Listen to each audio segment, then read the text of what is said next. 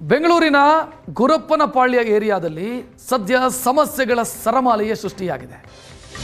ಅಪೂರ್ಣ ಕಾಮಗಾರಿ, ಅರೆಬರೆ ಕಾಮಗಾರಿ, ಲೈಟ್ ಇಲ್ಲ, ಅದರ ಜೊತೆಗೆ ಕಸ ಎತ್ತೋರಿಲ್ಲ, ಕಸದ ರಾಶಿ ಬಿದ್ದಿದೆ, ಸೊಳ್ಳೆ ಕ್ರಿಮಿ ಕೀಟಗಳದೇ ದರ್ಬಾರು.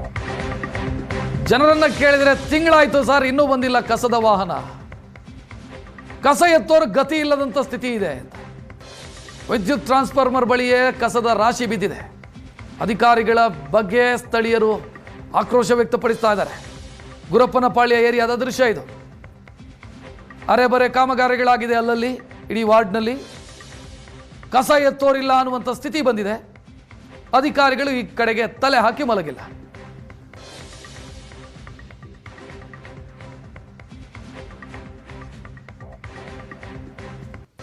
ಬೆಂಗಳೂರಿನಲ್ಲಿ ನಿಲ್ಲದ ಸಮಸ್ಯೆಗಳು. ಒಂದು ಕಡೆ GBA ಹೊಸದಾಗಿ ರೂಪುಗೊಂಡಿದ್ದಂಥದ್ದು ಈಗಾಗಲೇ ಬಜೆಟನ್ನು ಮಂಡನೆ ಮಾಡ್ತಾ ಇದೆ. ಆದರೆ ಸಿಲಿಕಾನ್ ಸಿಟಿಯಲ್ಲಿ ಸಮಸ್ಯೆಗಳ ಹಾಗರವೇ ಉದ್ಭವಿಸ್ತಾ ಇದೆ. ಒಂದು ಕಡೆ ರಸ್ತೆ ಸಮಸ್ಯೆ, ಒಂದು ಕಡೆ ಕಸದ ಸಮಸ್ಯೆ.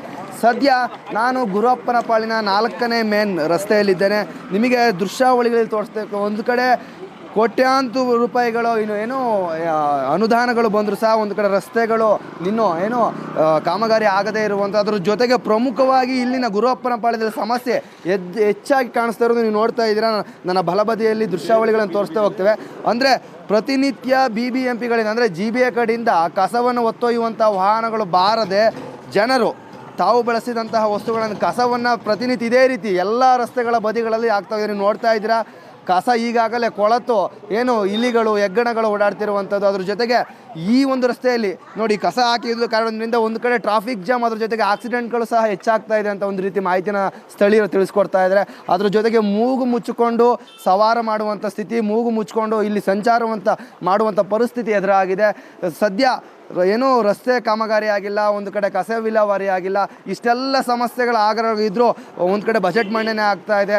ಇಲ್ಲಿನ ಸ್ಥಳೀಯರು ಈಗಾಗಲೇ ಸಂಬಂಧಪಟ್ಟ ಇಲಾಖೆಯವರಿಗೆ, ಸಂಬಂಧಪಟ್ಟ ಅಧಿಕಾರಿಗಳಿಗೆ ಅವರ ಗಮನಕ್ಕೆ ತಂದರೂ ಸಹ ಯಾವುದೇ ಪರಿಹಾರಗಳು ಸಿಕ್ಕಿಲ್ಲ. ಸದ್ಯ ನನ್ನ ಜೊತೆ ಇಲ್ಲಿನ ಸ್ಥಳೀಯರಿದ್ದಾರೆ, ಅವ್ರನ್ನ ಮಾತಾಡಿಸ್ತಾ ಹೋಗ್ತೇನೆ. ಸರ್, ಈ ಕಸ ಎಷ್ಟು ದಿನದಿಂದ ಈ ರೀತಿ ಇದೆ ಅಂತ? ಅಯ್ಯೋ, ಯಾವಾಗಲೂ ಇದೆ ಇದೇ ಪರಿಸ್ಥಿತಿ ಸರ್. ಅವ್ರು ಇಷ್ಟ ಬಂದಾಗ ಬರ್ತಾರೆ, ಒಂದೊಂದು ಗಾಡಿ ಲೋಡ್ ಮಾಡ್ಕೊಂಡು ಹೋಗ್ತಾರೆ. ಸದಾ ಇರೋ ಸಮಸ್ಯೆ ಸರ್ ಇದು. ಡೈಲಿ ಬರೋದಿಲ್ಲ. ಬಂದಿದ್ರೆ ಯಾಕೆ ಸರ್ ಸ್ಟಾಕ್ ಆಗ್ತಾ ಇತ್ತು? ನೀವು ಕಲ್ಪನೆ ಮಾಡ್ಕೊಳ್ಳಿ, ಯಾಕೆ ಸ್ಟಾಕ್ ಆಗುತ್ತೆ? ಎಷ್ಟು ಸಲ ಅಂತ ಹೇಳ್ಬೇಕು ಸರ್? ನಮ್ಗೆ ಅದೇನ ಕೆಲಸ? ನಮ್ಗೇನು ಬೇರೆ ಕೆಲಸಗಳಿಲ್ವಾ? ಏನೋ ಒಂದು ಸಲ ಹೇಳ್ತೀವಿ, 2 ಸಲ ಹೇಳ್ತೀವಿ. ಹಗಲೆಲ್ಲ ಆ ಕೆಲಸ ಮಾಡ್ಕೊಂಡ್ರೆ ಏನು ಸಂಬಳ ಏನಾದರೂ ನಮ್ಗೆ ಸರ್ಕಾರ ಏನಾದರೂ ಸಂಬಳ ಕೊಡ್ತಾ ಇದೆಯಾ? ನಮಗೂ ಹೊಟ್ಟೆ ಪಾಡಿದೆ, ಜೀವನ ಅನ್ನೋದಿದೆ. ಅದ್ರ ಮಧ್ಯೆ ಈ ಕೆಲಸಗಳು ಮಾಡ್ಬೇಕು ನಾವು. ಕ್ಯಾಮ್ರಾ ಪರ್ಸನ್ ವೆಂಕಟೇಶ್ ಜೊತೆ ಸುಮನ್, ಏಷ್ಯಾನೆಟ್ ಸುವರ್ಣ ನ್ಯೂಸ್, ಬೆಂಗಳೂರು.